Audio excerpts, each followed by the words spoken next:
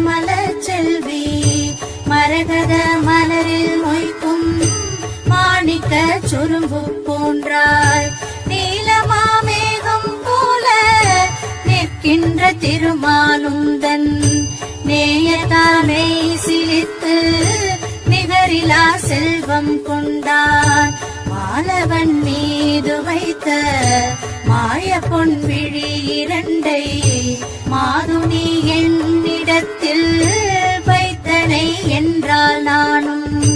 காலமா கடலில் உந்தன் கருணையால் செல்வம் பெற்று கண்ணிறை வாழ்வு கொள்வேன் வைப்பாய் கமல